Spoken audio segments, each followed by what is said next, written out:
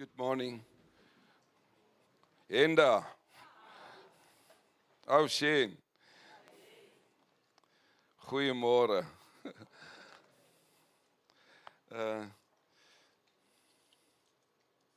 Actually, I don't want to spend a lot of time, hopefully, with the word, but I want us really to focus on the communion this morning. That's the center of what I want to do this morning, but I really just want to share a small portion out of the word, and I'm so glad. Thank you, Pastor Peter, for sharing the resurrection of Jesus Christ, because that's not what I'm going to focusing on. I want to focus on what Christ did on Calvary. Is just amazing. It's so much. As I was preparing, I said, Lord, but give me only 5 points to talk about, because there's so much you did on Calvary. Eventually, I said, Lord, just one. And this one I want to share one thing, and I think it's very important that we will understand what Christ did for us on Calvary. And these few weeks, past Sundays, I spoke to you concerning that it's good that we will be in God's presence, but there is more than that. God wants us to encounter Him. God wants us to encounter Him. Spend time in His presence. And what Christ did on Calvary for us, He opened up that opportunity. I'm saying opportunity because not everybody, that includes me, we don't use the opportunity we've got, what Christ did for us on Calvary. Perhaps let's just start with Jabu. I'm going to show you a clip, 3 minutes, of the tabernacle of Moses. And you will think, well, what's that to do with the resurrection of Christ? I want to tell you a lot. Let's just put off the light again there at the back. Thank you, Adimula. It's a clip of the tabernacle of Moses, and I just want you to, perhaps you have never seen this, I just want you to have a look at this.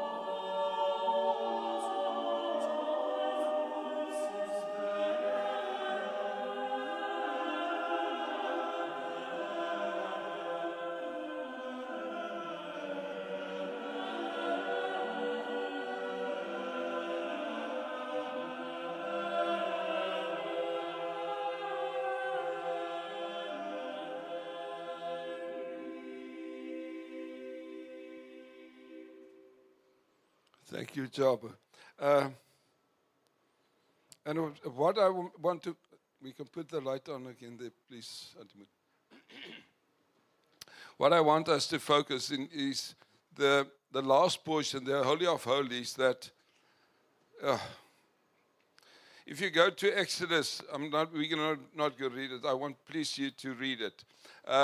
God called Moses up to the mountain, and this is amazing to me. That's in chapter 24, Exodus.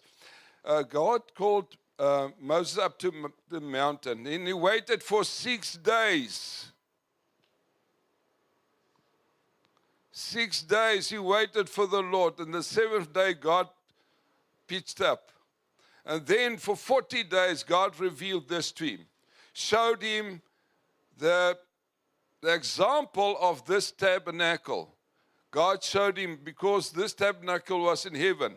And I'm not going to read that, but you can go and read Exodus 24 up to 30. He explains to Moses exactly what to do, what to prepare, and how it need to be done. That's what I showed you. But what's important for me to explain is that the last portion, only the high priest could only enter once a year in the Holy of Holies, where the presence of God was on the mercy seat of the Ark of the Covenant. Between those two angels, that's where God's presence was. And God said to Moses, I'll speak you from there. But God's presence, this is important. God's presence was in the Holy of Holies, on the Ark of the Covenant, on the seat, mercy seat. Not judgment seat. It's just amazing. On the mercy seat, that's where God's presence was. And the high priest could only enter once a year to pay for his sins and the sins of the people that they did not confess. He paid for that. And if the high priest got sin in his life and he entered into that place, he would die. And that's why around his cloak there were small bells ringing, and they had put a rope around his ankles so that if there's silence inside, the other priest could pull him out of there. Because only once a year the priest could enter into the Holy of Holies. And that's what I want to focus this morning. Let's go to Hebrews. Let's go to Hebrews 9. Hebrews 9. I want to read a few verses there.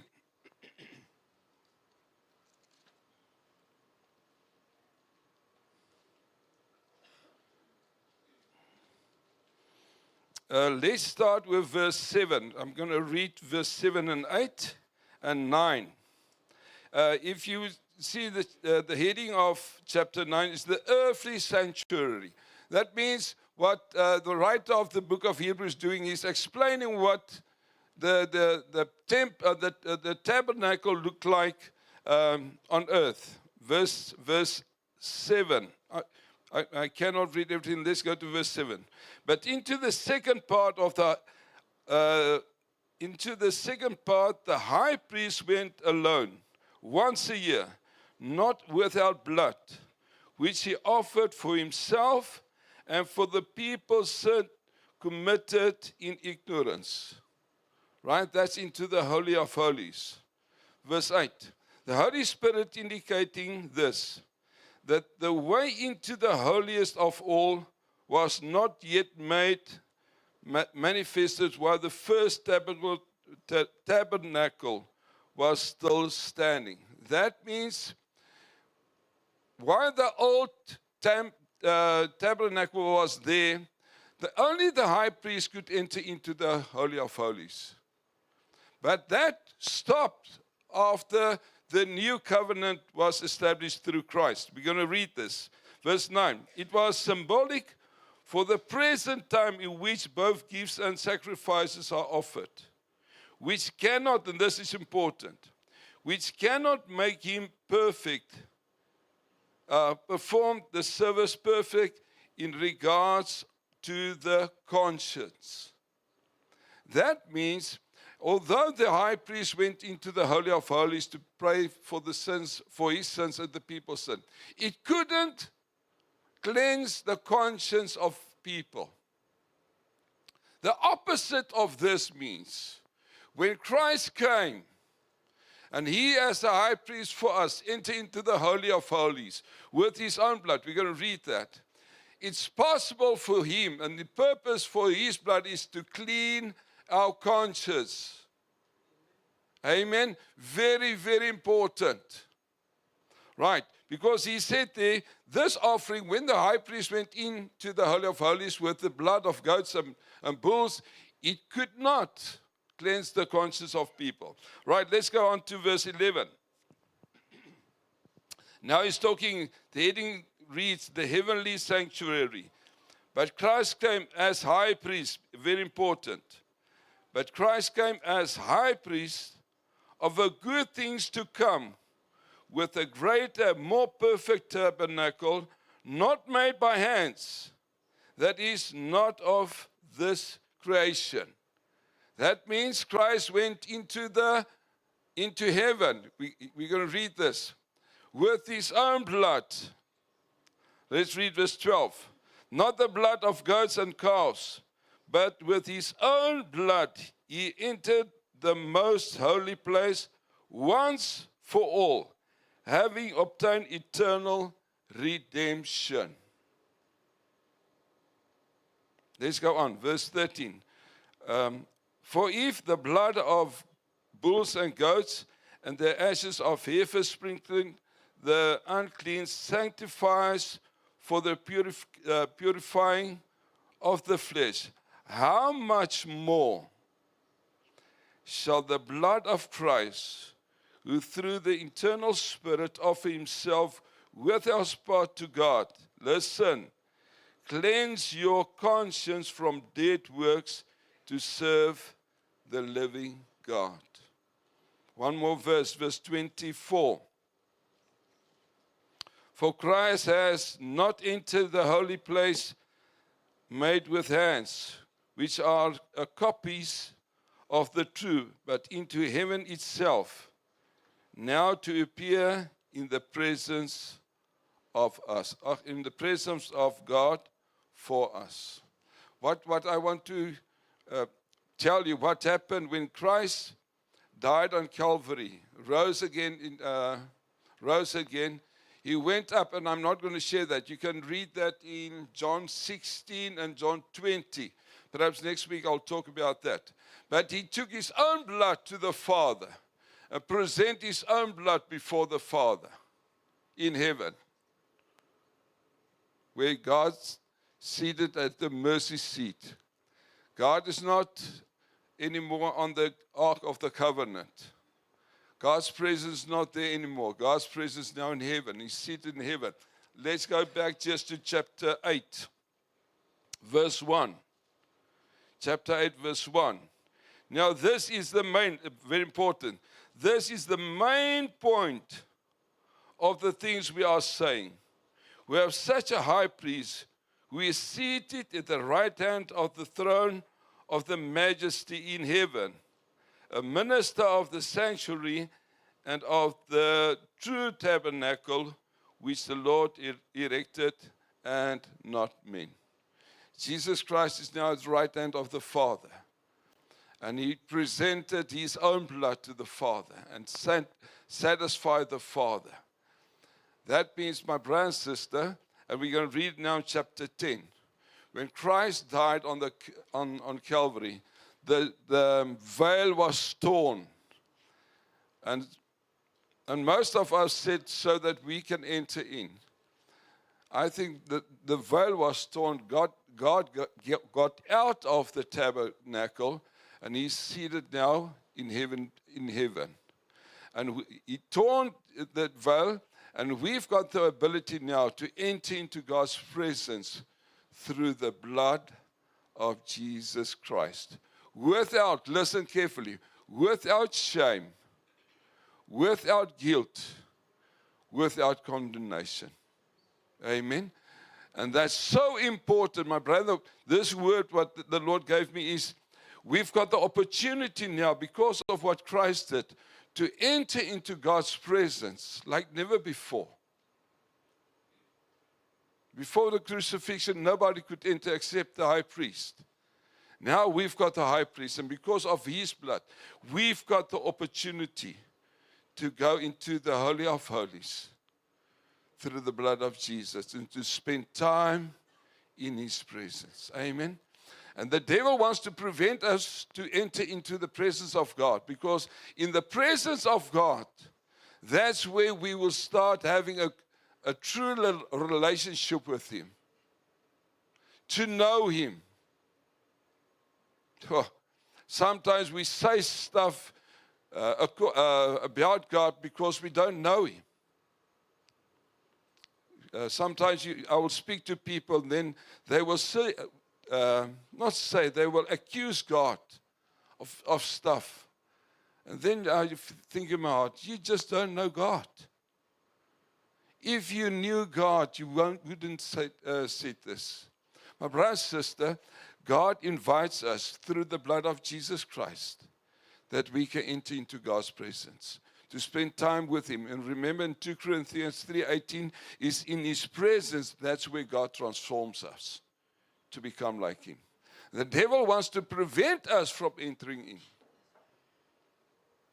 through our guilty conscience, by guilt, shame, and condemnation.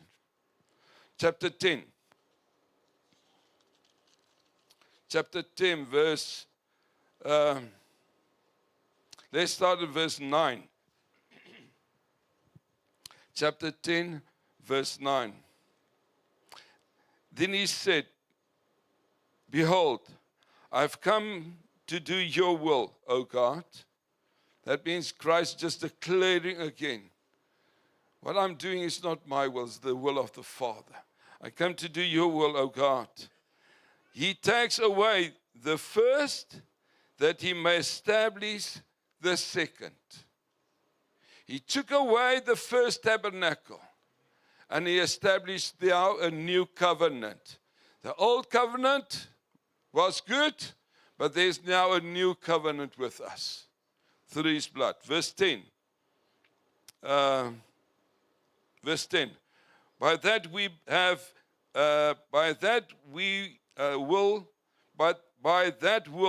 have been sanctified through the offering of the body of Christ once for all.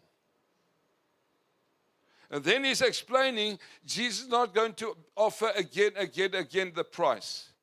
He paid the price once for all.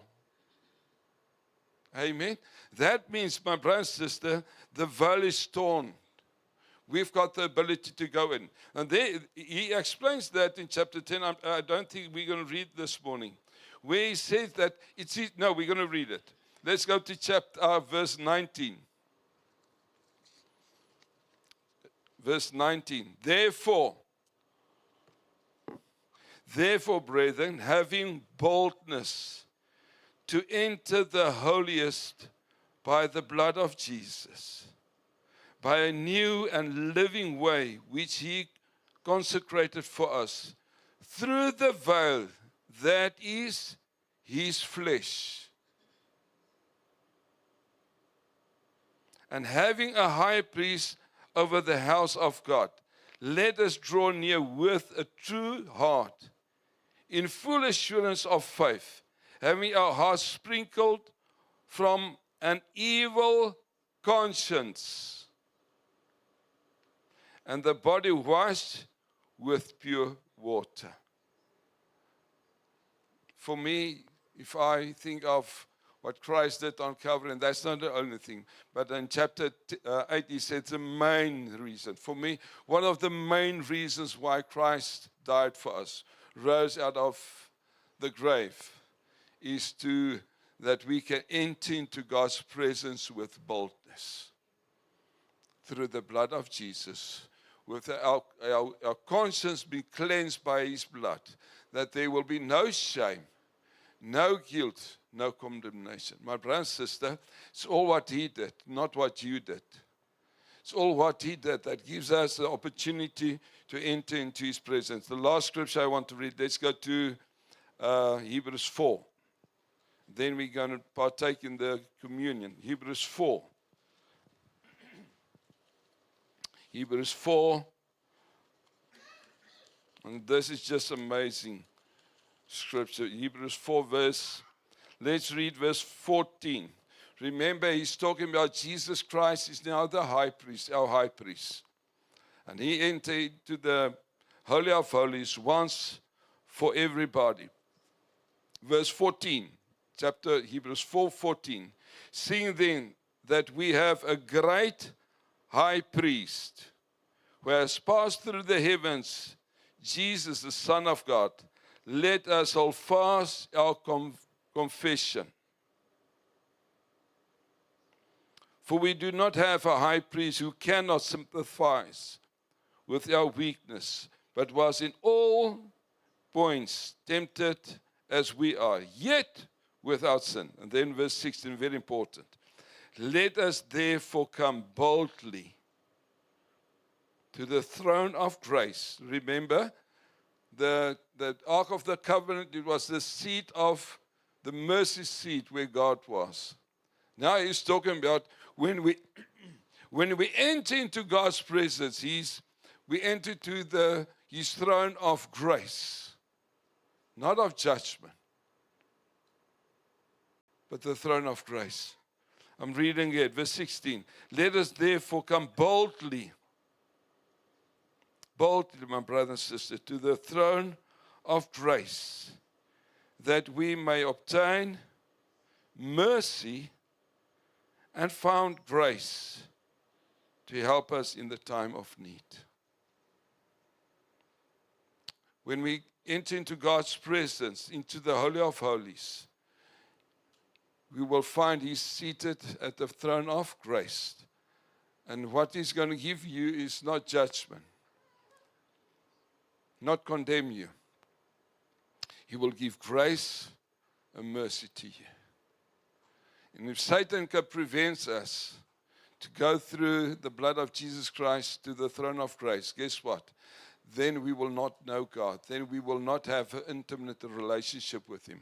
That's where God transforms us. So listen what I'm going to tell you. The place where you can be transformed is in his presence. And that's why it doesn't matter what you did. Don't run away from God. Run to God. Let's run to God. Let's go into his presence, because that's where we will find grace and mercy. Amen. And when we partake this morning, I'm going to ask, we're going to dish out, and then we're going to go back to our seats, and we're going together partake in the blood and in the bread.